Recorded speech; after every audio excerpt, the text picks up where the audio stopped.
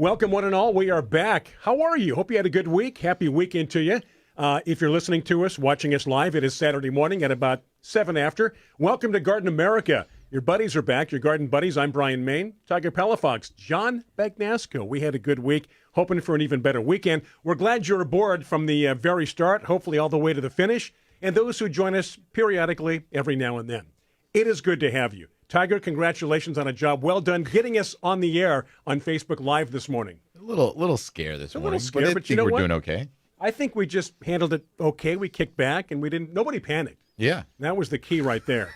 Nobody panicked. When you say that, it reminds me of that Office episode when there's practicing like a fire drill or something like that. Oh, yeah. And Michael's like, nobody panic. He's running around panicking. And he's running. Oh, that was like old Seinfeld when George was at the that kid's birthday party. And he thought there was a fire, started, right. And he ran over everybody to get out. And then he later on said, I was only clearing the way. Yeah.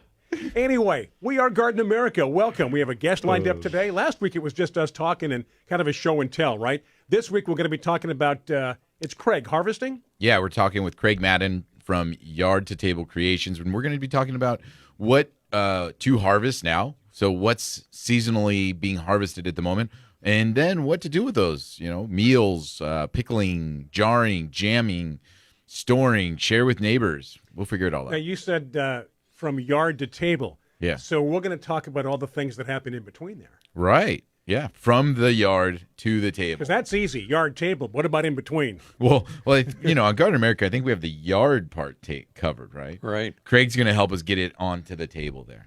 Yeah, and we've had him on before, Yeah. and he's always generated a lot of interest with our listeners and viewers. So stay tuned for that. That'll be segment number 2, John. I planted, speaking of yard to table, I planted 2 citrus trees yesterday. When's the last time you planted a citrus tree? Yesterday. He's quick, isn't he? Yeah. You know what? You're taking your Prevagen, aren't you? I like that. No, Attaboy. I'm not. I need Prevagen. I planted St. Teresa melon, and I was thinking of you when I planted it. Okay, I please tell me the tie-in. I can't figure this one out. Well, the tie-in is that it's a sour lemon, right? Lemons are sour. Not sure I like it so far. With but go just ahead. a hint of sweetness. Okay. And it's the best lemon for making limoncello. Oh, there's the tie-in. Yeah. There's the tie-in. So I thought when I get a good crop of these, I'll bring Brian a bunch of them, and you Wow. can have some homemade limoncello. You're going to make homemade limoncello you for are. me. What? Me? You are, yes. Oh, okay. Well, that's very nice. So We had some recipes. sour but Didn't sweet, somebody you said, give you? right?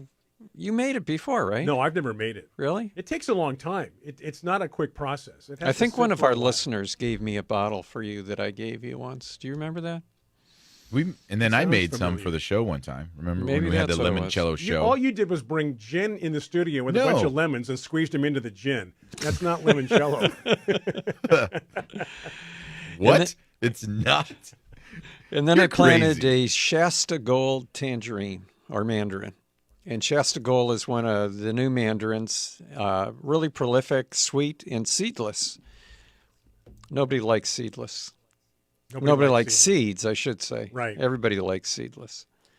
I'm wondering on watermelon. I've only been buying seedless watermelons. Do they even sell watermelons with seed anymore? I don't know. Do they? Yeah. Maybe, but, it's kind of fun to have the seeds. What else are you going to spit at people? Because you like to spit at people. Well, I'm right? wondering Spit if the seeds out. if the seeded varieties are sweeter. You think so? Well, I know originally the seedless watermelons were not as sweet, but they've developed them over the years, and I don't know. That's one fruit that's evolved in the last 100 years. It has. Well, all the original watermelons we've talked about before were white. They weren't Right. red. Right. Right. Did you say the Japanese were the first ones to develop square watermelons? Or one of the first? They just shape them. Shape them, yeah. Right. I still want to do that. I haven't done it yet.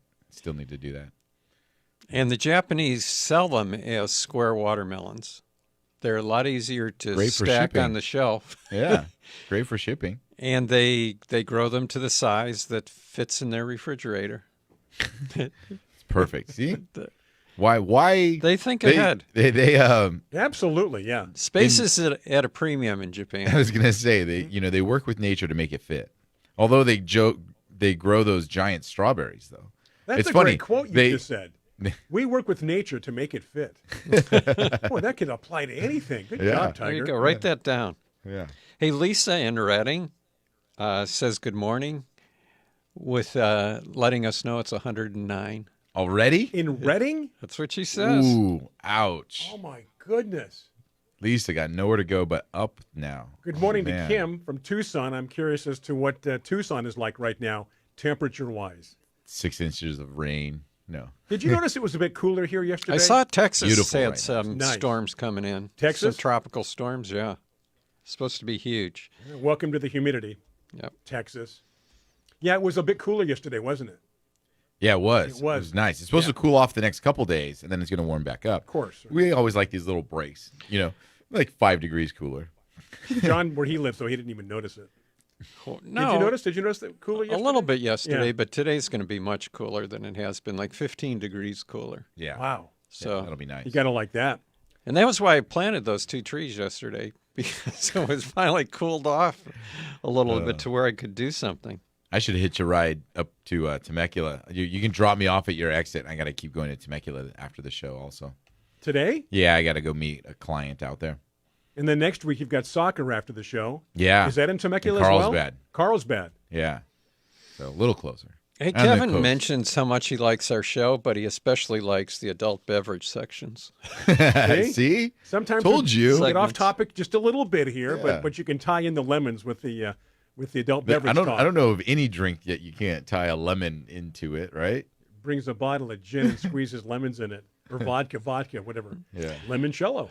Lisa You- clarified that it was 109 later today, not right Oh, now. Well, still, it's hot. So though that what alcohol they use to make limoncello. Vodka, right?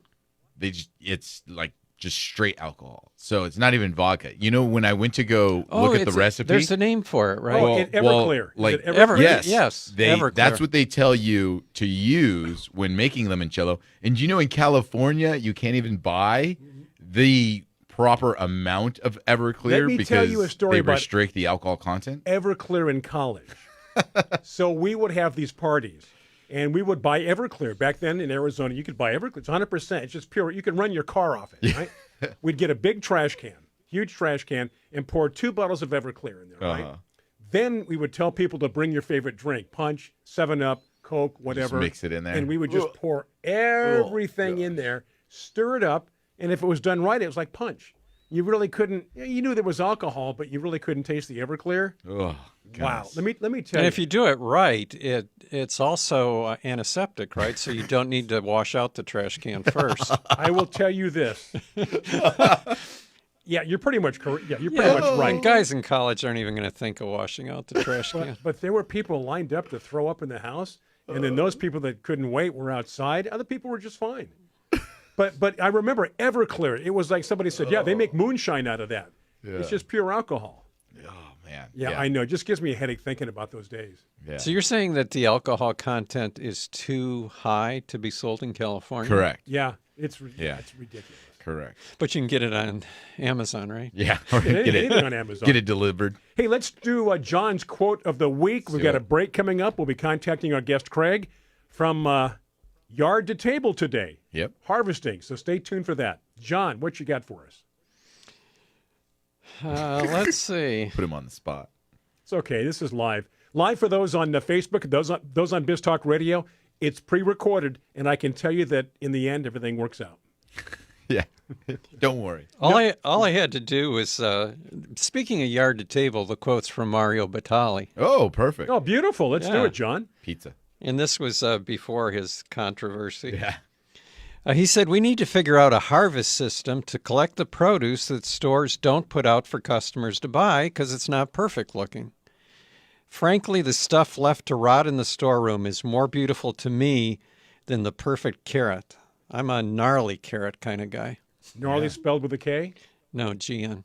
Oh, gee. Okay. Very good. That's good. I like that. Yeah. What to do with all the rest of it, right? And I think there's companies that have actually started, like Ugly Produce Company. There's a ton that ship you Right. boxes of produce that has been rejected because there's a lot of really good produce out there that just simply that doesn't look nice, but it still will go into a soup or a stew or a lasagna just fine. It is break time. How about that? Segment 2 coming up here in just a very few minutes. A longer break on Biz Talk Radio. Quicker coming back on Facebook Live. Welcome to Garden America. Happy weekend. I'm Brian Main. John Bagnasco, Tiger Palafox. We do it every weekend. We're glad you're here. Those on Biz Talk Radio, those on Facebook Live. Back after these messages on Biz Talk Radio. Stay with us.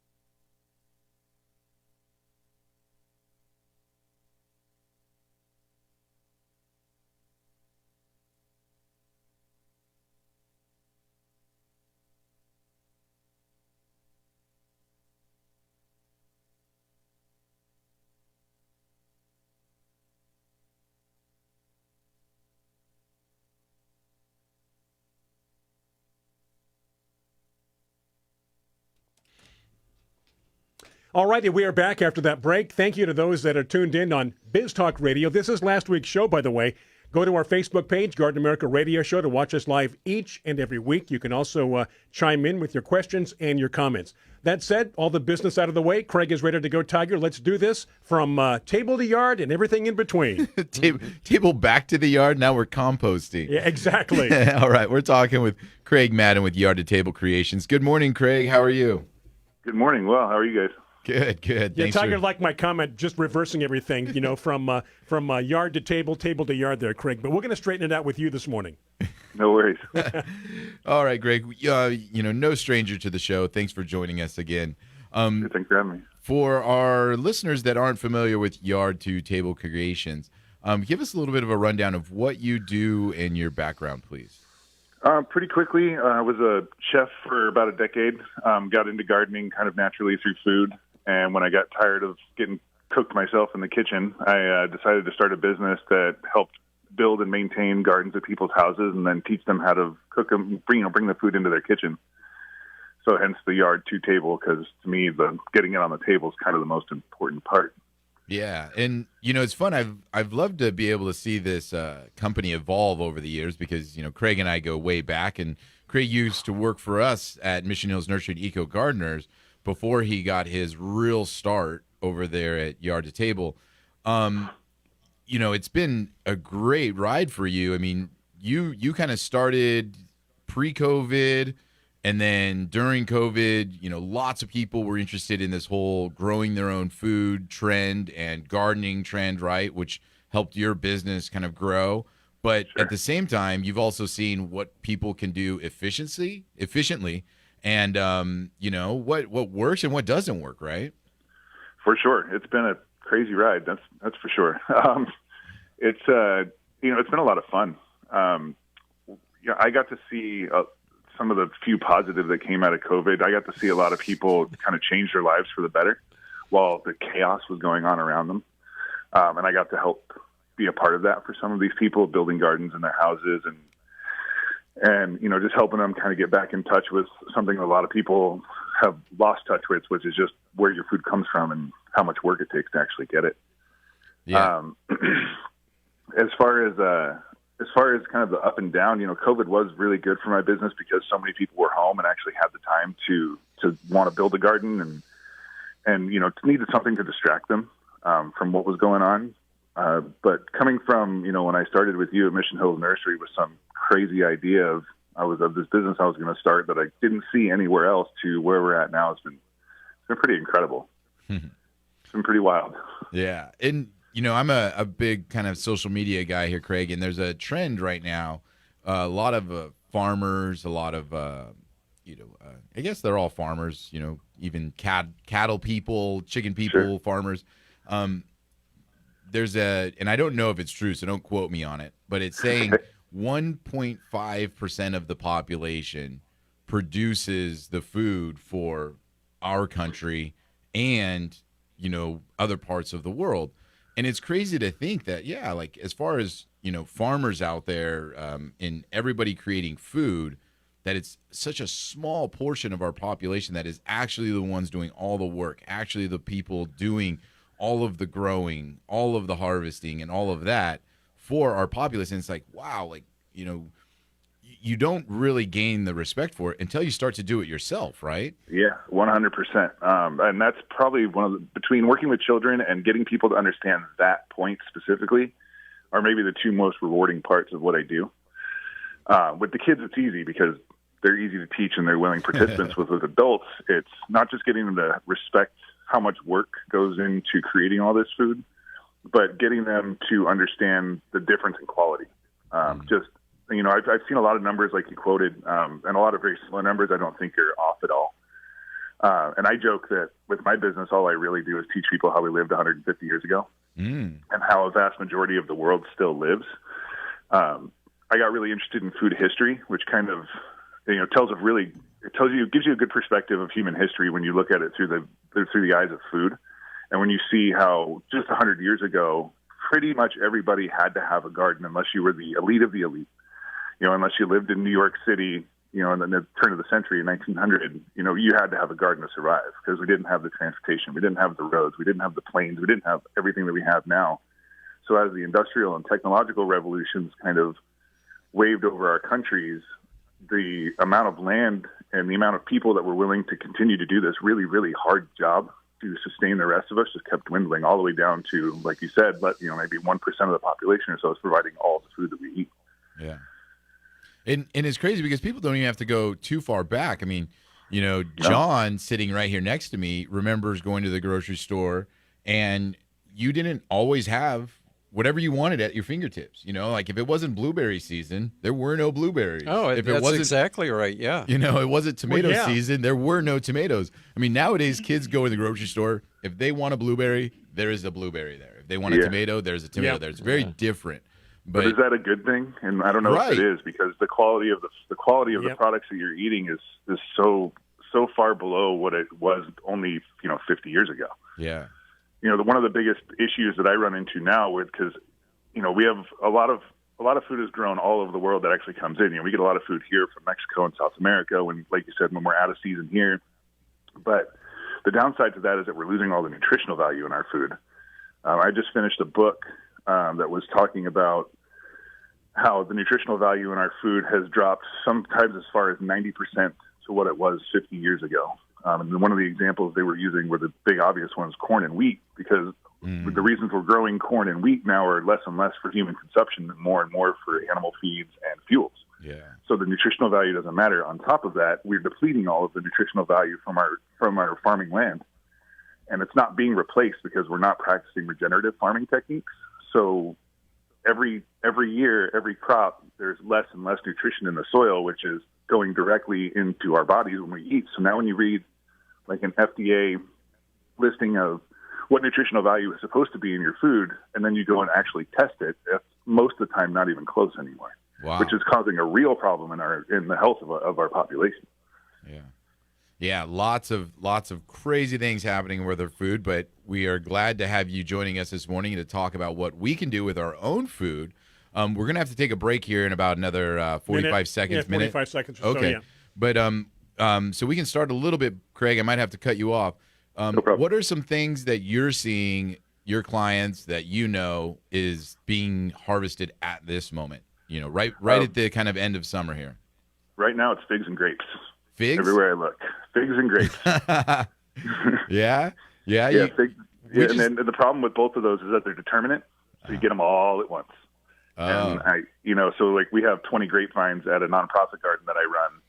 And the amount of work that it takes within about a 6-week period to get all that harvested before they rot on the vine or before the animals get them is pretty incredible. We have to bring in a pretty big team of volunteers just to get all that stuff harvested. And then it's, what do you do with all these grapes? Perfect. Hey, Greg, we're going to take a break. When we get back, we will continue talking with Craig Madden with Yard to Table Creations. And again, those on the Facebook Live, questions, comments, post them right there on the comments section of our Facebook page here on Garden America. Don't forget our website, gardenamerica.com, YouTube channel, Garden America Radio Show. When you go there, be sure to like and subscribe. We're going to take a break. Stay with us, those on Biz Talk Radio, those on Facebook Live. Back after these messages for our friends, our good friends, our great sponsors on Biz Talk Radio.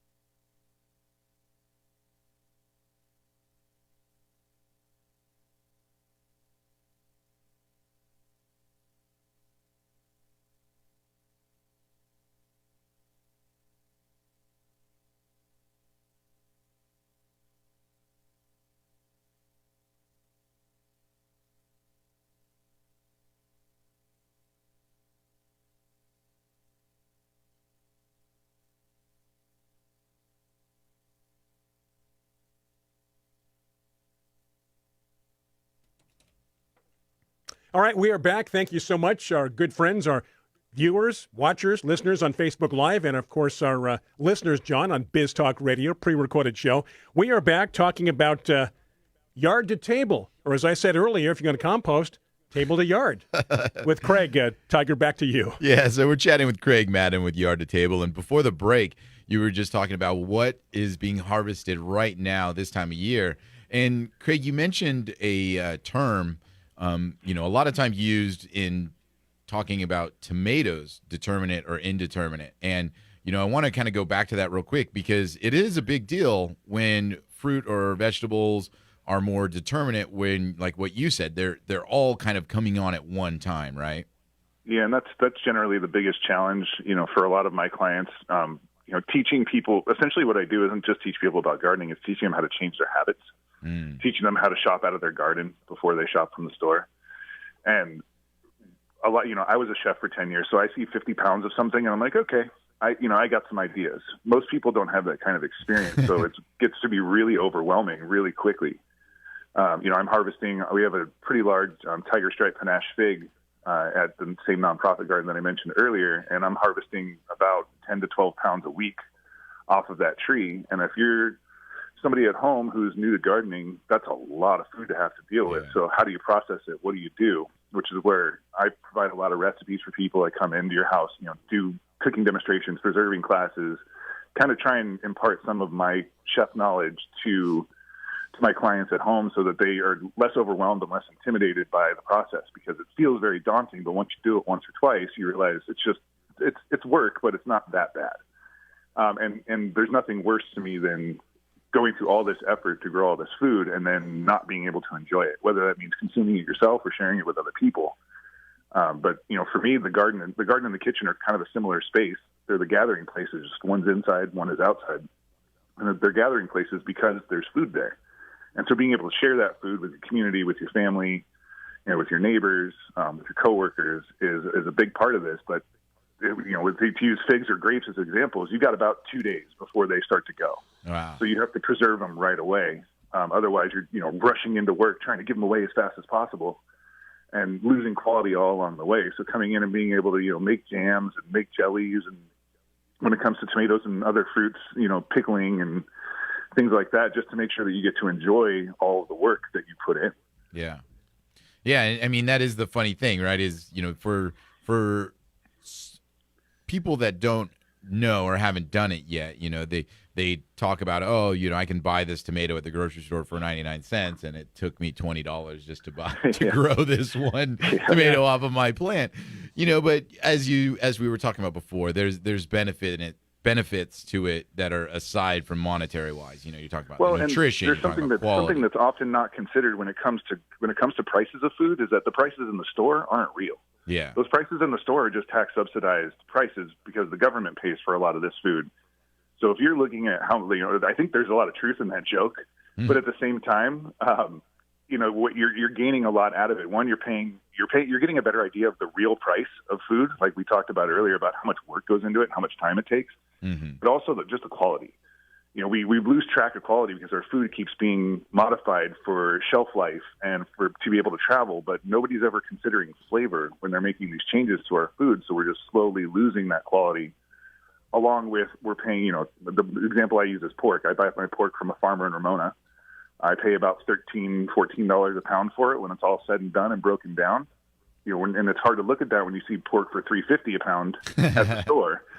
But then you go, okay, well, what am I getting here? Yeah.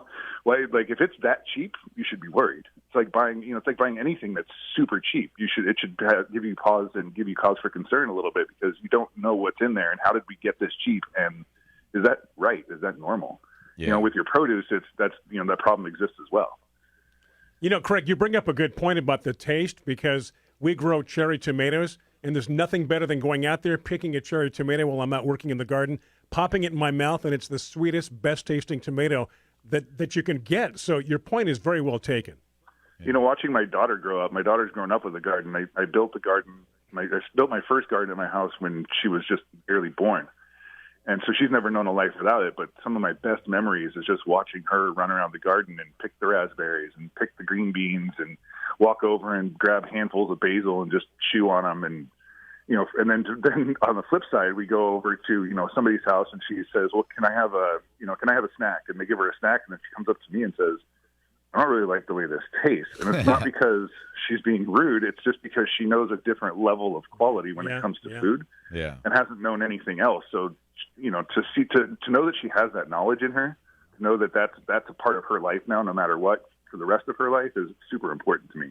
Yeah, it's because you set the bar. So and I have the opposite problem with my kids because I take them out in the world, and I remember we were in Bali, and in Bali they had these fresh juices, guava, apple, orange juice, just wonderful juices that were cloudy. And you can tell the person made them that morning. And I give my daughter apple juice, which she has always drank apple juice. And she drank that and was like, this is gross. And I'm like, no, this is real apple juice. Yeah, this is fresh. Yes, the apple juice we get in the store is not real apple juice. Not all the added sugar, everything else that goes into it. Yeah. So, again, going back to, is technology really improving things? It's making more food available, which is important. We need people to eat, but at the same time, is how do we balance out we need to get the food out versus we also need to keep it good for us and tasting good. Yeah, definitely. Well, Craig, we talked about figs and grapes, that you're harvesting now. Let's kind of lead into maybe either some of the other stuff or what are you doing with these figs and grapes now that you've have this plethora of them? Before Craig answers that, I quickly wanted to mention that I have a tiger fig at my house too, which I was eating last week, and it's delicious. But I think one of the considerations of what you're going to grow if you have limited space is grow something you can't get at the supermarket. Oh, yeah. Like fresh figs are almost impossible to get because they don't ship well. So I think that should be part of the consideration also. Yeah, no, you bring up a really good point because I always advise my clients to go one of two ways. Either to go that direction, which is if you want to play, let's play. Like, let's grow some stuff that you can't find. The other option is if you're really trying to sustain your family off of this, give me the list of everything you're buying at the store and let's grow that stuff so that you can actually sustain, what you're eating and what your kids are used to eating, especially for families with young kids who maybe would be resistant to some change. But yeah, your point is to either go one way or the other. Right. The middle road, especially if you have a small space, doesn't really work because you don't have the room to grow a large variety of things. So it's oftentimes better to pick a couple of things that you really want for whatever reason and focus on growing those. Yeah, even if you're going to have buy a pumpkin for Halloween, if you've got a small yard, you don't want to plant Atlantic giant pumpkins. Yeah. Yeah. Yeah, some people try anyway. Yeah. Exactly. So Craig, either what other kinds of things are being harvested right now, or what are you doing with those grapes and figs? Well, when it comes to this time of the season, we're starting to get into that weird time of the season where we're out of time to plant a lot of the summer stuff. The days are getting shorter, and our fall is really hot. As far as what to do with all the food you have, I'm a big fan of preserving everything that I can because it allows me to continue to use it throughout the year. I'm also a big fan of preserving things throughout the year to supplement our Christmas gifts. We're at a point in our lives now where nobody around us wants any more stuff. We have kind of a general rule amongst both sides of our family, both my wife's side of the family and myself, where we just don't want things. Even the kids are getting older and they don't really need or want as much stuff, and so we keep it to consumables.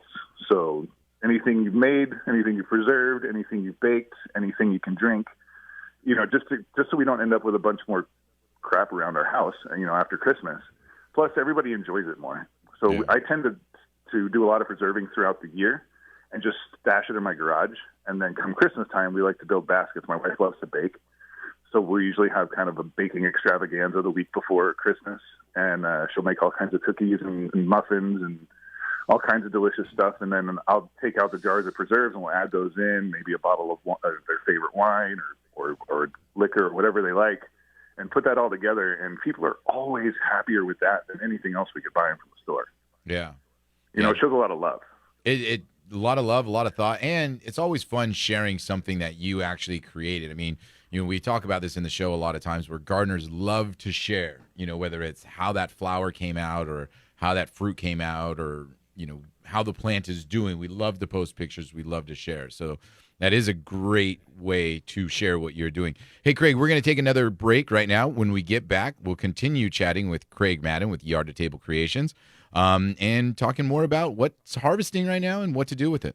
Absolutely. And again, those on Facebook Live, questions, comments, right there in the comment section. Those on Biz Talk Radio, you are listening to a pre-recorded show, so we're going to take a break for you, specifically for you, with these messages on Biz Talk Radio.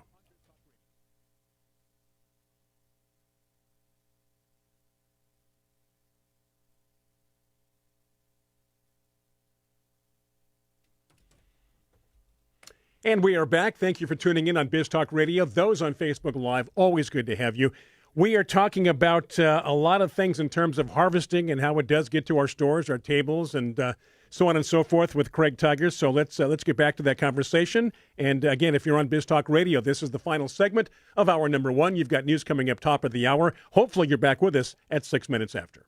Yeah, and before the break, Craig was telling us what he does with this excess harvest, whether it's making it into a jam, a preserve, or pickling it, and then keeping it for a great time to share is during the holidays. Now, Craig, I know, you have plenty of time in the day. You've got your family, you've got your business, and while you were talking and you mentioned that butcher you talked about visiting, I'm like, oh, Craig should be like a butcher of fruit and vegetables, and you should just have people. I do a lot of that for my clients, especially when clients go out on vacation. Summertime's always kind of chaotic for my business because it's and same for me. I like everyone else. We're traveling. Yeah, we have a 9-year-old. We like to go on adventures. We like to go on epic camping trips, and somebody's got to harvest the garden because the summertime is also when everything is coming ready. And we all know, squash is the big one. You leave for a week, you come back, and you've got a 9-foot squash in your yard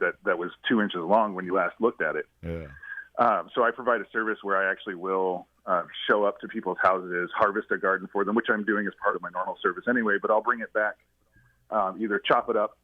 Oftentimes I'll pickle it for them.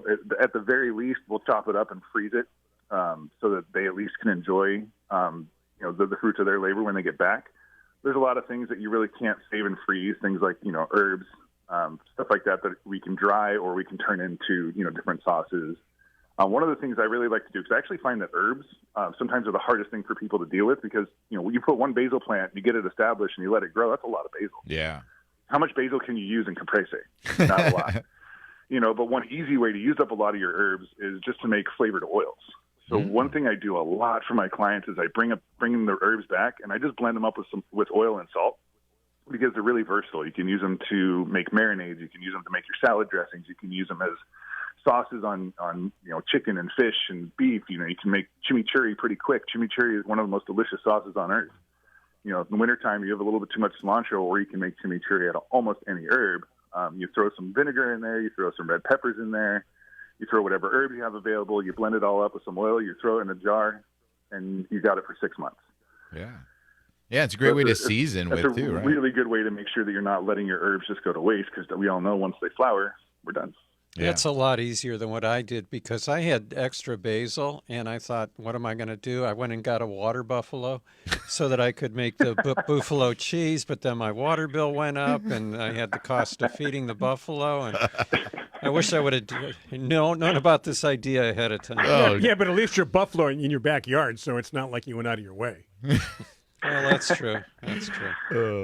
You brought me to another point, actually, with the caprese water buffalo conversation. Is cherry tomatoes is another one. Your cherry tomatoes, this time of year, they're producing a lot. Yeah. Yep.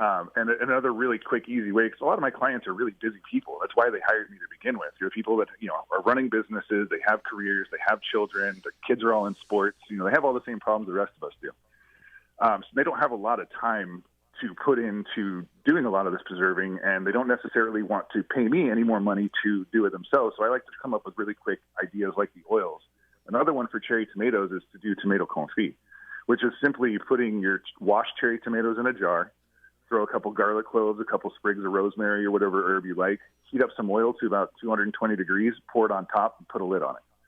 So what that essentially does is flash cooks the tomatoes, breaks the skin a little bit, softens them up, and then they're preserved for as long as you want them. You can use them again in salads. You can use them as garnish on a dinner plate. You can put them, you can use them anywhere you want, and then you have the flavored oil on top, which you can then again use, like I mentioned before, to build marinades and build dressings and whatever else you want to do with it.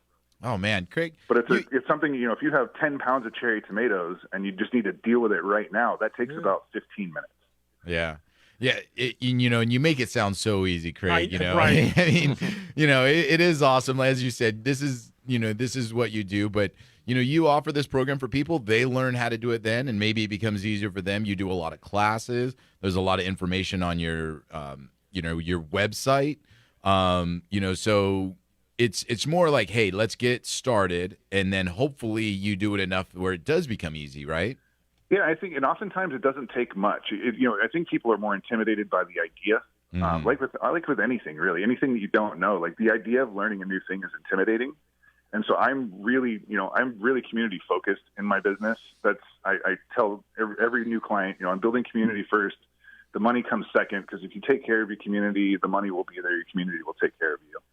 And I firmly believe that. So I'm big in empowering people to get over the fear and be self-sufficient. Like, I want you, if I do my job as well as I can, I want you to not need me anymore. Oh, okay. Like that's I don't know if that's the best business plan, but I think it's important. I think it's important to build your community up like that. And what I really find is that nobody ever says, you know what, we don't need you anymore. They just need me less, which is really nice and really rewarding, because that means they actually took what I taught them and took it home and are now doing it themselves. They still need help with the garden. They still need help, with the time management and just spending the time in the garden to keep it alive. But helping people get more familiar with it, less intimidated with using their produce, more into just that yard to table concept, which isn't just a company name for me. It's a lifestyle. Mm-hmm. To put in all that work yourself, grow it in your own garden, take all that stuff into the kitchen, put in all that work, and then watch everybody enjoy it is one of the most rewarding things a human can do. Yeah. Yeah, very true. And I know you see that on the daily basis with your company there, Craig, Yard to Table Creations. More information, yard2tablecreations.com, correct? Yep. And, also on your Facebook, Yard to Table Creations. Instagram. Yep, yeah. Lots of great information. That's a great way to get a hold of Craig if you're looking for either his services or, maybe, you've seen what kind of events. I know you do a lot of classes and seminars, too. They're all posted right there as well, right, Craig? Yep, exactly. And then, one thing about social media is that I like for people to use social media with me just to ask questions. Yeah. Advice is always free. If you have a question, jump on there and ask me. I will answer it, because this is a huge part of, again, taking care of your community. You may not necessarily even live in the same state, but you still have a question. There should be a resource out there to get that question answered, and I like to do that as often as I can. So, awesome. Any questions, post them up there. Awesome. Well, Craig, thank you very much for fitting us into your busy weekend. Hope all is well. And, have a good little break right now between summer and fall, huh? Will do. You guys do the same. Thank you very much. All right. Thank you, Craig. Bye-bye. All right. That is a great timing, Tiger, because it is time now to end this segment. News coming up top of the hour here. Our friends on Biz Talk Radio. And if your market carries our show, we are back at 6 minutes after. For those on Facebook Live, it's going to be a quick break. We'll be right back. Thank you for tuning in. I'm Brian Main, John Begnasker, Tiger Palafox, every week right here on Garden America. Stay with us.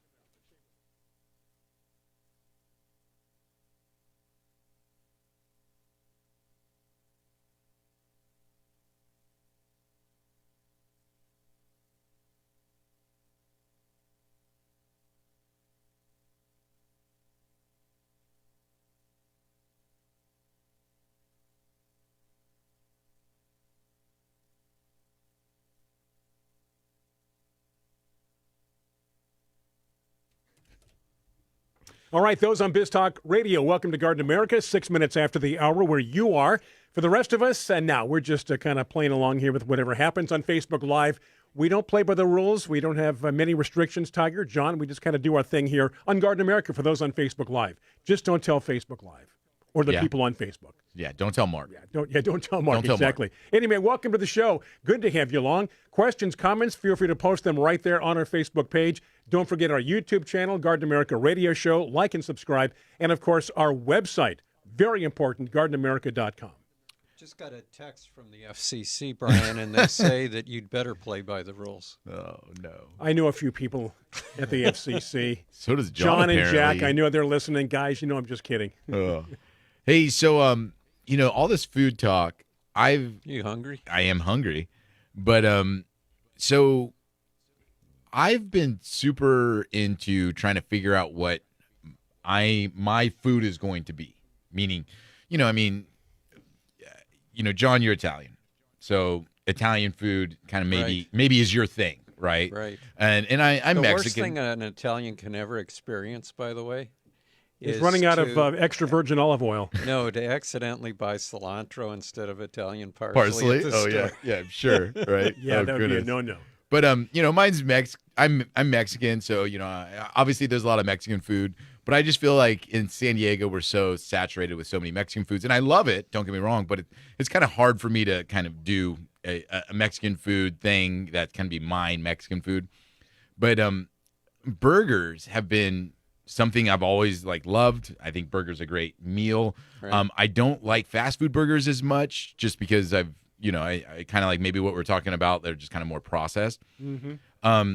But I've have this thought, and it's going to be my new food. I figured is burgers, but rather than having it be like the classic burger, cheese, lettuce, tomato, I'm going to infuse the burger, the meat, with a bunch of stuff, so you can just have the burger in the bun, but have it be super tasty with different flavors, like maybe like chimichurri, like Craig mentioned. But have it infused in the burger. So when you do the smash burger, it's more of a smash, not like a patty. Right. It's all in there. Kind of like a burrito is a self-contained lunch eating device. It's funny you bring that up because I want that. There's a restaurant in town for many years, and I think they still serve it, where they have a char burger stuffed with cheese. Yeah. In other words, the cheese is in the burger. inside the burger, and there's nothing that says that you can't put other things in that burger and cook it. Onions, bell Absolutely, peppers, yeah. Even, sun-dried tomatoes. You said you had an air fryer, right? I do. Do you have an air fryer? We might. I know Jesse does and uses it all the time. It's changed our life. Yeah. Last night, we have two air fryers, a big one and a small one. We made shrimp and onion rings. Ooh, last night. Yum. Okay, maybe not the healthiest, No. but again, it's air fry, so you're not getting the fried A little oil. healthier. It's a little healthier, but the taste is fantastic. We've cooked salmon, Such a vegetables. crisp. You cook in an air Such a fryer, crisp. people think you're a gourmet cook. Yeah. It's like when we went to John's house years ago, and he served us with that kind of a shrimp pasta. It was from Costco or And something, wasn't it? I said, my gosh, John, I'm so impressed. And he let me go on and on and on. Right. And I got to give John credit. He goes, you know what? It's Bertolini No, Bertolli's. or Bertoli, whatever it was. But Bertolli's the frozen. but the point is that in an air fryer, at least with our experience, the food tastes so good. And By you the can way, do what you're Carla talking says about. What you're talking about? Yeah. It's called meatloaf. It is. And I love meatloaf. You're so right. But a Right. meatloaf, Well, yeah. there's a meatloaf sandwich is absolutely delicious. And, Yeah. and I am going to become a master of meatloaf, but not just meatloaf that what you know. I'm going to incorporate different things into that meatloaf. I used to work with a guy, by the way, this little off topic, but we'd go out to lunch. Every week we'd be going out to lunch, the corporate people, and he'd be coming with us. He was an assistant buyer. Whatever restaurant we went to, he'd order meatloaf if they had it. Oh, good. And he never liked it. No. And finally, after about 2 years, one of the guys said, you just can't find anything that tastes like your homemade meatloaf. He goes, oh, he says, my wife doesn't make good meatloaf.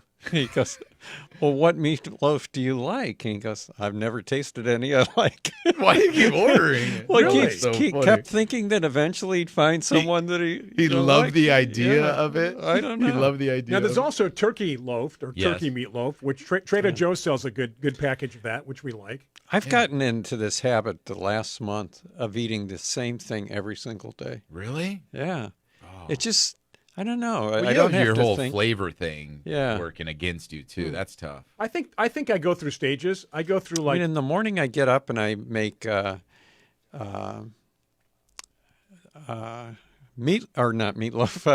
oatmeal okay. with fresh raspberries, strawberries, and blueberries. Yum.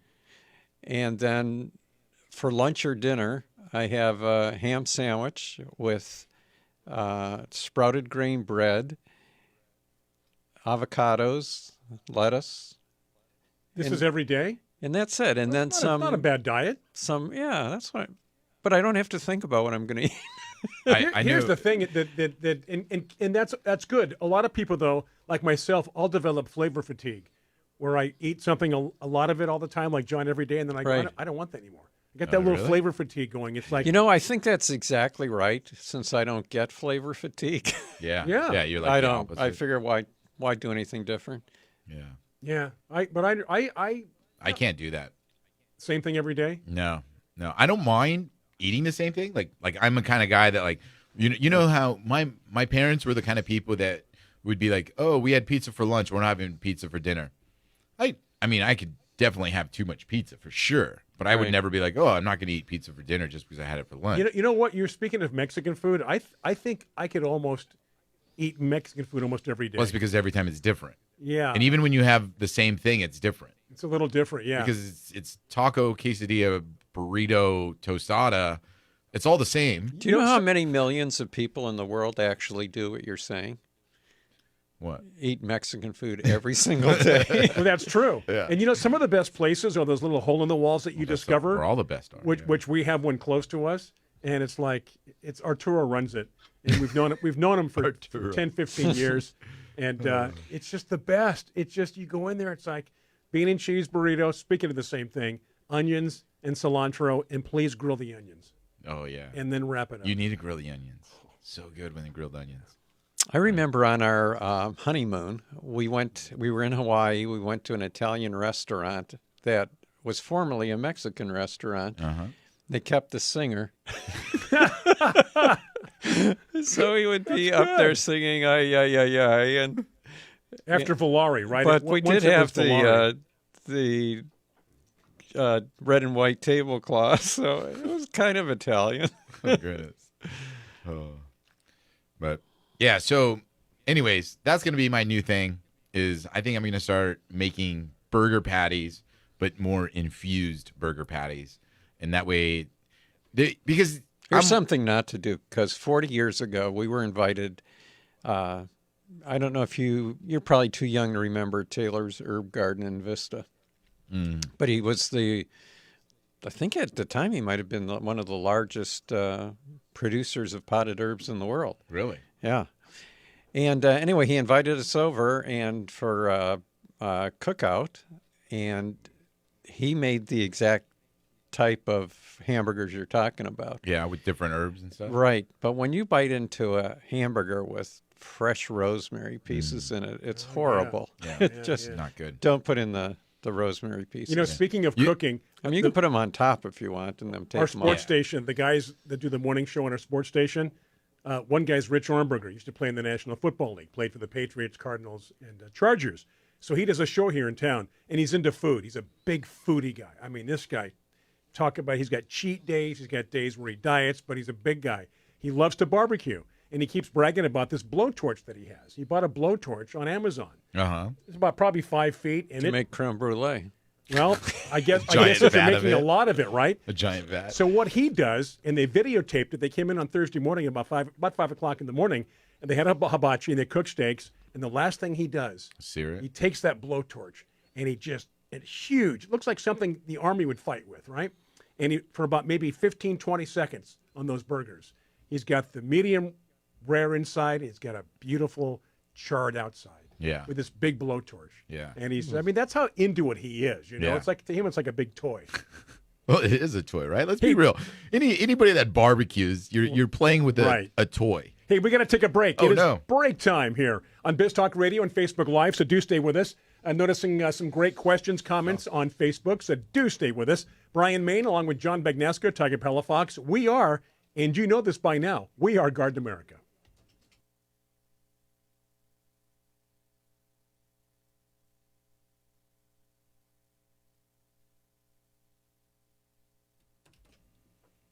Okay, we are back. For those on Biz Talk Radio, this is last week's show, pre-recorded show, so thank you for tuning in and supporting our many sponsors. We do appreciate that. And to you, Stephanie, at the network, we thank you for packaging our show, getting us on the air every week. Facebook Live, thank you for tuning in. We've covered a lot of topics today, a lot of subjects.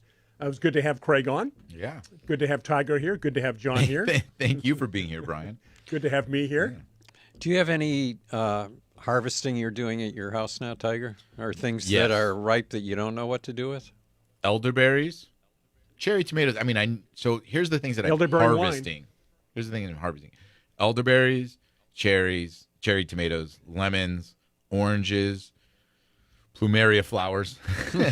Boy, they're just so pretty. I know can't what? let them go to waste. What do? You make a lay in the... Just put them out. John, Put them out in the house. I was very premature because those flowers now have doubled and tripled, and they last forever. You should send us a picture. Gosh, you want a repeat picture? Well, I do. I don't know. I'll have to yeah. see if it's newsletter worthy.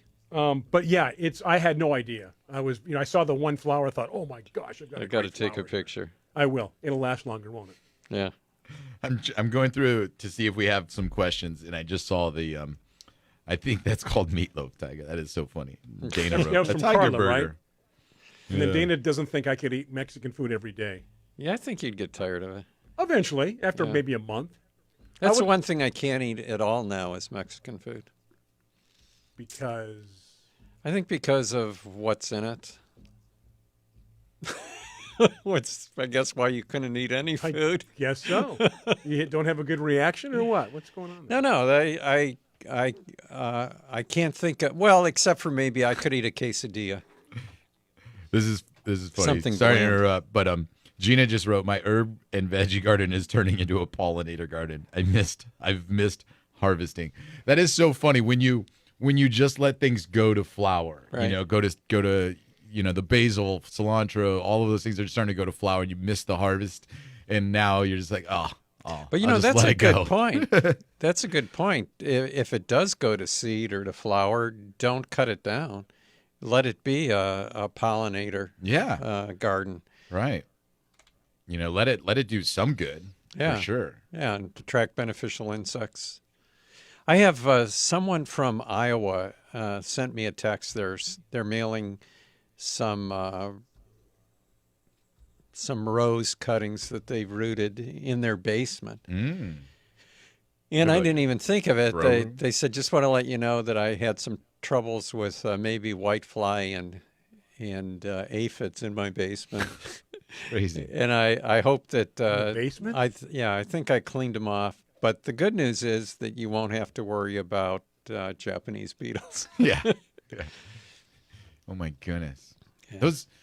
The Japanese beetles, because we all call things differently. The Japanese beetles are those green, big ones, and they're kind of shiny, right? Oh, well, we don't have Japanese beetles Okay. in California. You're talking about fruit beetles. So you call them fruit beetles? or 'Cause then, or fig beetles. and then they call the June bugs are the smaller, more brown Right. beetle, right? Right. The flies around drunk. Yeah, no, that's the Fig beetle. Fig beetle. I see them all over the place. And I was just going to comment on them. They always look like they have no clue where they're going. Exactly. And you know what? I don't usually scream like a girl, but if I'm not ready for one of those and I turn around and it's right there, because you're right. You can hear it coming like a jet. The fact that they don't know where they're going or appear they have no direction, I don't trust them.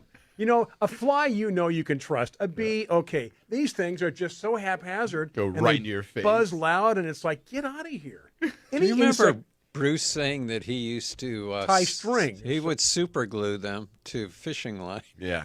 My dad used to say you used to tie string to the leg, and they used to fly them around. Yeah. And I did it Well, once that's- or you know twice. what? I did On it once both or twice counts. as a kid. On both accounts, that's good fatherly advice. Yeah. Yeah. You I did know? it once or twice as a kid. It's kind of fun for a minute. But they all come out this time of year, too.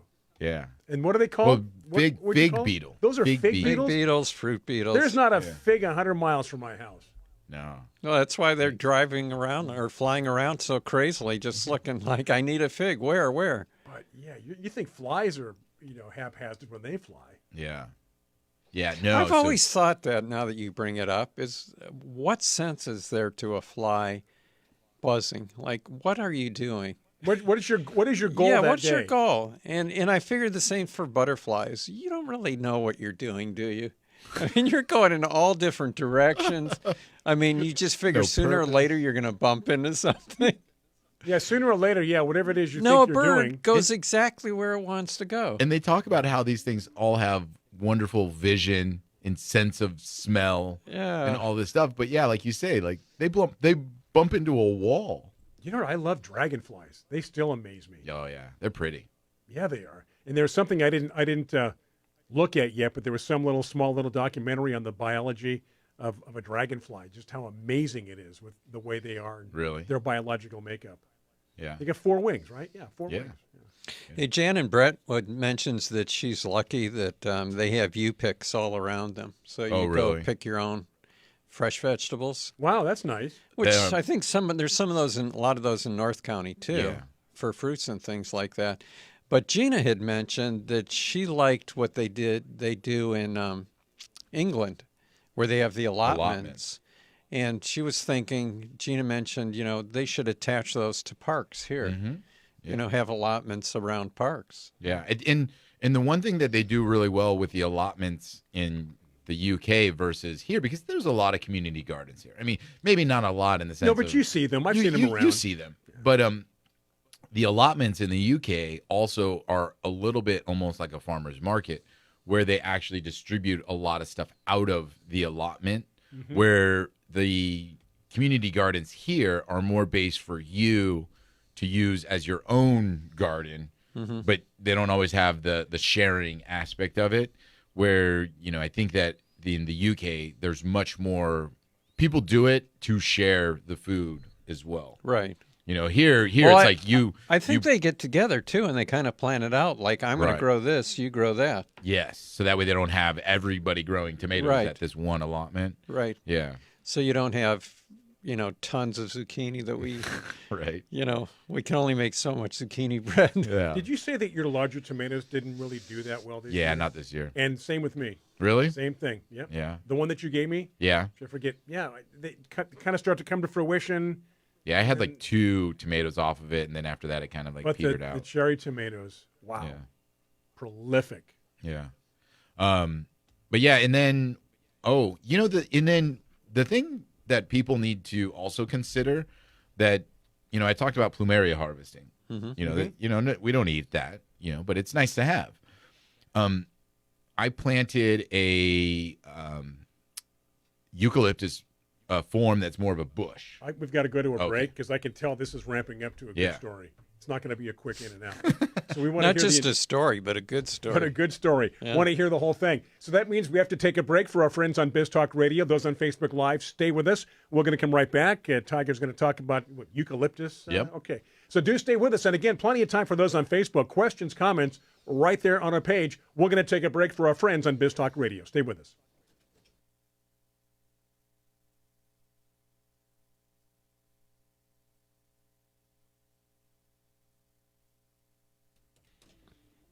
All right, we have returned. Thank you for tuning in and making us a part of your weekend every week. We kick things off at 6 minutes after the hour, 6 after 8 on the Pacific Coast, Eastern time zone, of course. That would be 11:06. And then those on Mountain and Central, you can figure it out from there. Don't forget, we've got our... You guys are out of luck. Just figure it out. Exactly. Do the math. And, of course, it's our website, gardenamerica.com. Please visit it and like and subscribe to our YouTube channel, Garden America Radio. All right, Tiger. You know, the time zones get confusing, though, because some people practice daylight savings, some people don't, and all this other It's stuff. all right? different kinds of religions. You practice daylight savings. If you don't, you know, exactly. Yeah. So before the break, we were talking about it's not just food harvesting, right? You know, Right. you can have flowers, which are obvious, roses, orchids. You know, I talked Right. about plumerias. But then there's the foliage plants, eucalyptus. You know, you mentioned rosemary. Rosemary is a great plant to just kind of harvest and have inside the home, whether you're using it herbally or just aroma in the home is another way to do it as well. You know, we talked about making an oil out of it. You know, there's other things that attribute to like maybe an arrangement. Bird of paradise is a real common plant that we have here in Southern California. Right. I think one of the ways when I was early in the landscaping of when I was actually out there landscaping more. Instead of telling people what to do. Exactly. One of the things I used to do was pick some of their flowers when I saw they had an abundance. And I would just leave like a little arrangement for them, kind of like Craig does with fruits, where he goes to people's homes and harvests their fruits. When I was landscaping, I'm like, oh, they got a bunch of bird of paradise or a bunch of these. And I would just leave them little flower arrangements because, you know, it's in the garden and it's one way to enjoy it, but bring it on inside the house and put it in a vase. Why not? So you would do that for them. Yeah, I would just harvest some of their, you know, and then you can make things like with the palm leaves or with the banana leaves. You could make arrangements. You would weave little I baskets would. for them.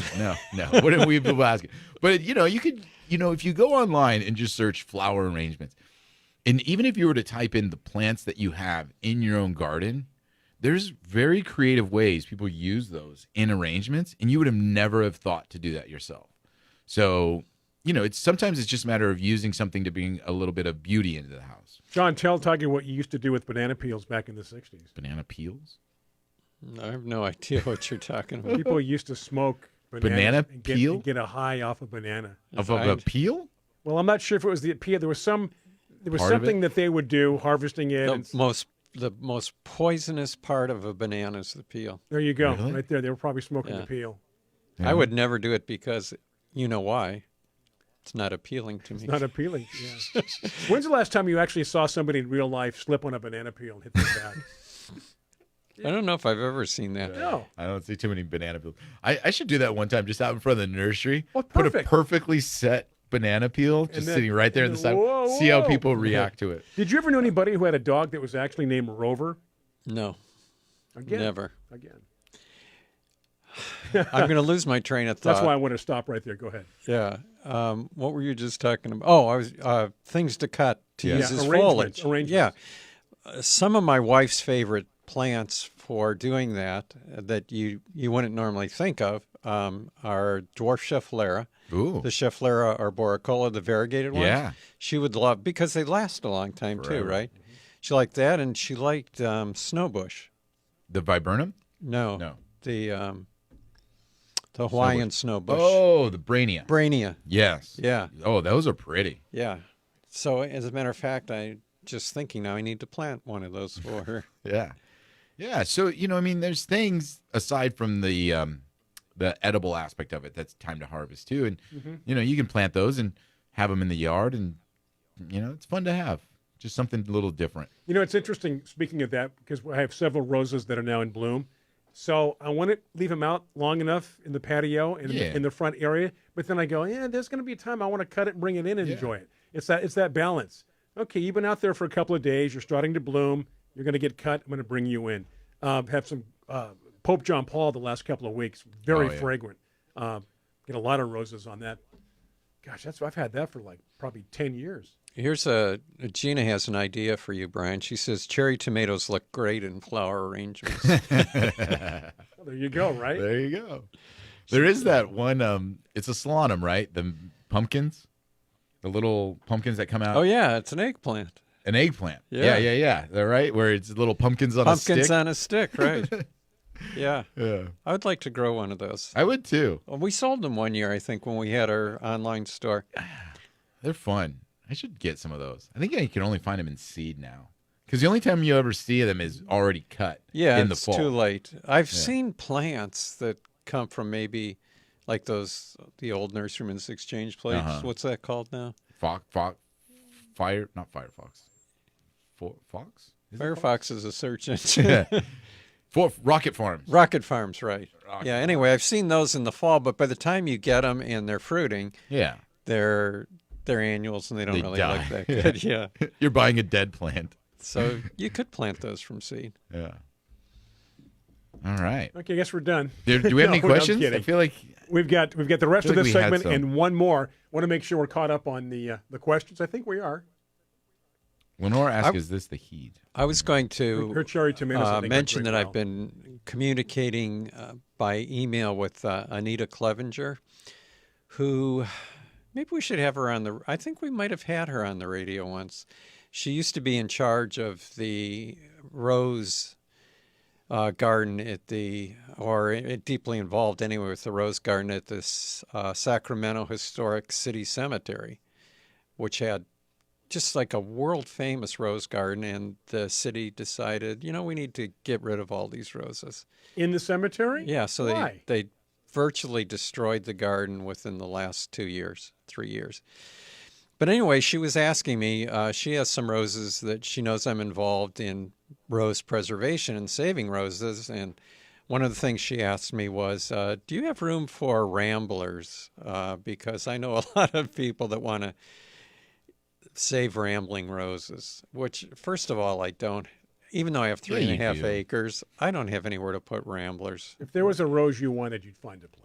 I told her I would take this one because she described it to me, and I go, okay, it's really rare. I need it.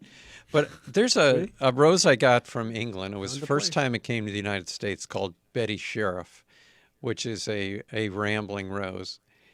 And I had it in a pot, and I thought, what the heck am I going to do with this? It's starting to grow too fast. It outgrew a 5-gallon pot. And I had a eucalyptus tree in my backyard that came up as a weed. And I kept thinking, I need to pull that out. I need to pull it out. Well, once it was 10 feet tall, it was too big to pull out. So I thought, what am I going to do? I said, I know, I'll plant this rose right next to the eucalyptus. So now I have a 30-foot eucalyptus and a 20-foot rose growing up. Wow.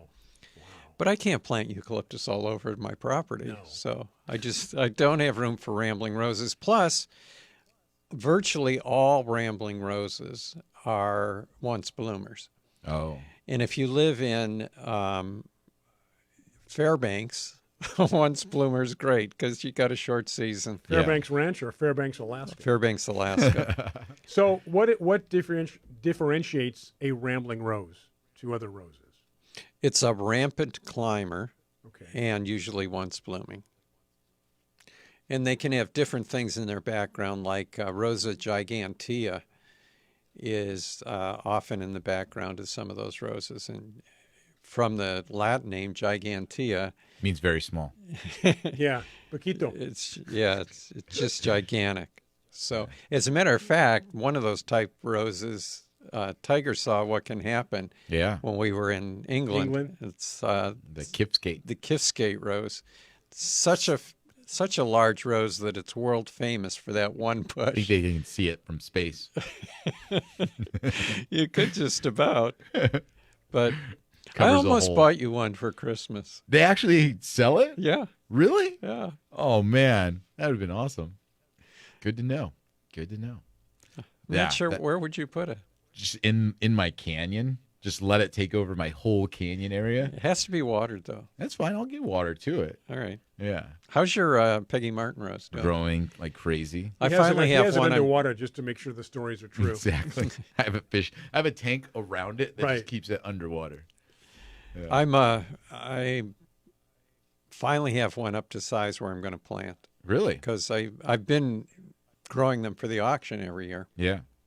And this year, instead of putting it in the auction, I think I'll put it in the ground. I was going to say, if you ever need a mother stock plant, I have it for sure. We're going to take a break right now. We have one more segment after this one, and that's it. So stay with us. Those on Facebook Live, questions, comments. Biz Talk Radio, thank you for tuning in every week. This is a pre-recorded show, just to make sure you know we're not live, last week's show. But again, you could watch us live. Go to our Facebook page.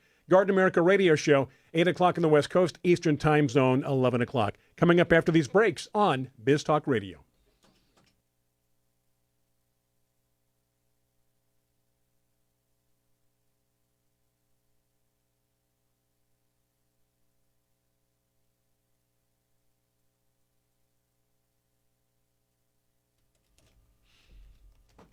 Okay, last segment on this Saturday. Perhaps you're listening to us at a different time. Could be streaming, could be digital, could be anywhere. Could be our Facebook page, could be our website, could be YouTube. We're everywhere, Tiger. Can't get away from us, and that's the key. We have podcasts, which we also download each and every week as well. My neighbor made me think of you the other day, John. I have a new neighbor, and he has this area in the yard. She made you think of me? Yeah, he did. Just stop what you're doing and think of John. Yeah. Because I'm not going to let you go until you do. Forced me to.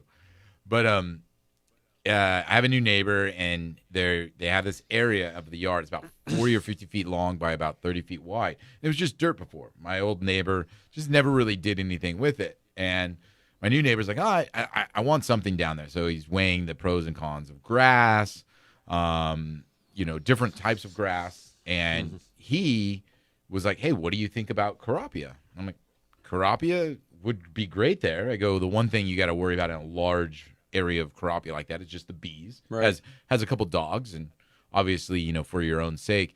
And yeah, you don't want to walk on Carapia barefoot. No.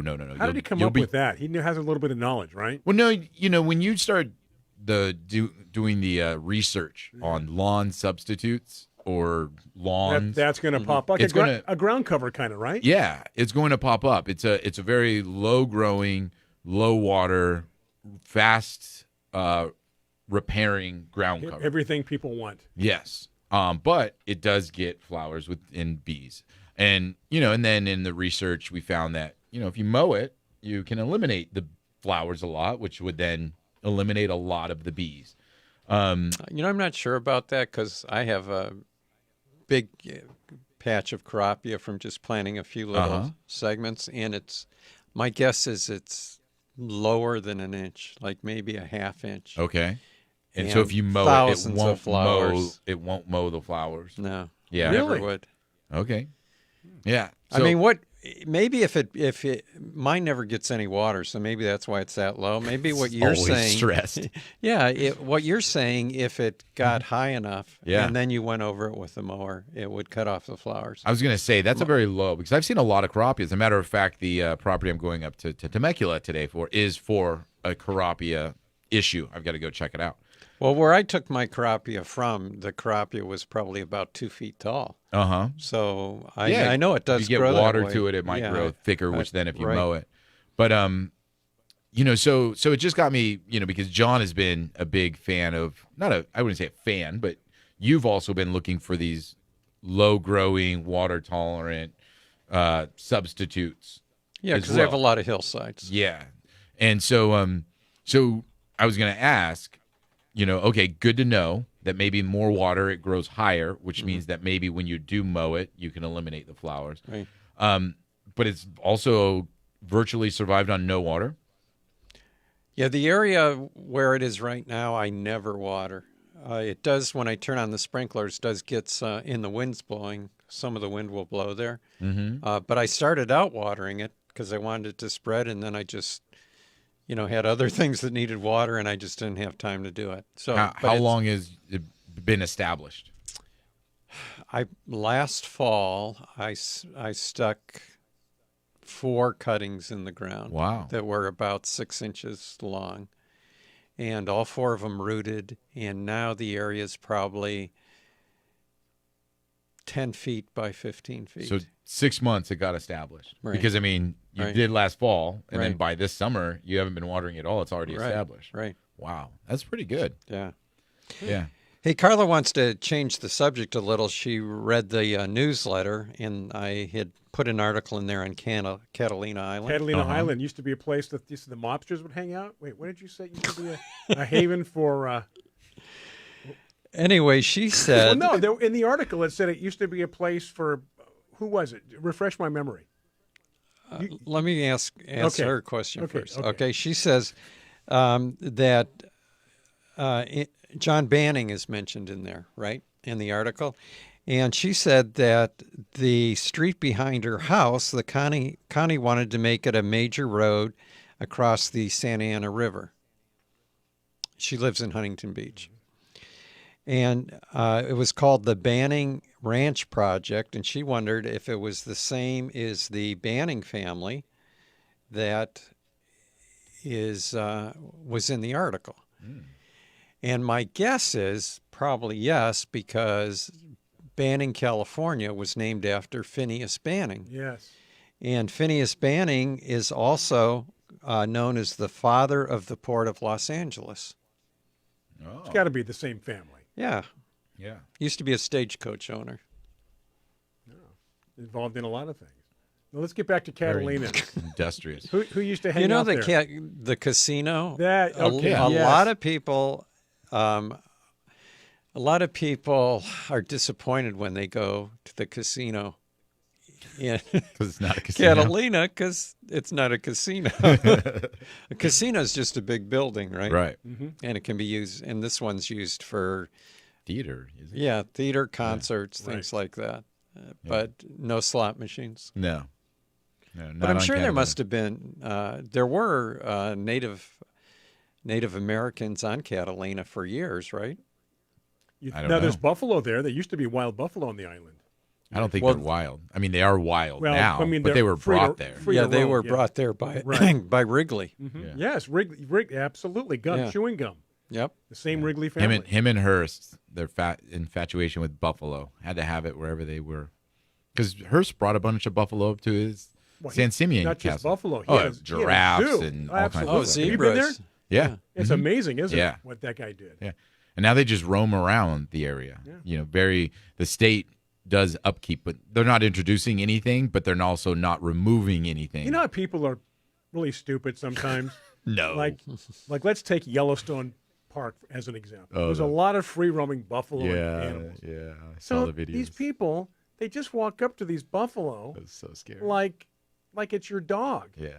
And these they don't like that. And I saw a couple of videos of buffalo chasing these kids around, chasing adults around. People are screaming and stuff. It's like, what do you think? Yeah. Leave them alone. Yeah. Look at it from a distance. People don't think because they're not. It's not something you're not familiar with. Right. Yeah, thinking Well, you're right. I remember my That's first cool. trip Yeah, out that's good. from Michigan Ooh, to we got to make it quick, John. to California. I had a Polaroid Mm-hmm. camera. Wanted a picture of a moose. Well, those Polaroid cameras. You have to be 3 feet away. Yeah, and I got really close, and it wasn't until later I realized that was really a stupid thing to do. I got probably within, like Tiger said, close to 3 feet, maybe goodness. 4 or 5 feet. We have to go. Thank you, John. On that note, going to be a quick exit. Thank you for tuning in. We'll do it again next week right here, Facebook Live. 1 week delay on BizTalk Radio. Thank you for tuning in. I'm Brian Main. My good buddy Tiger Palafox, my good buddy John Bagnaska. We'll do it again next week. Be safe and be back right here with your friends on Garden America. Take care.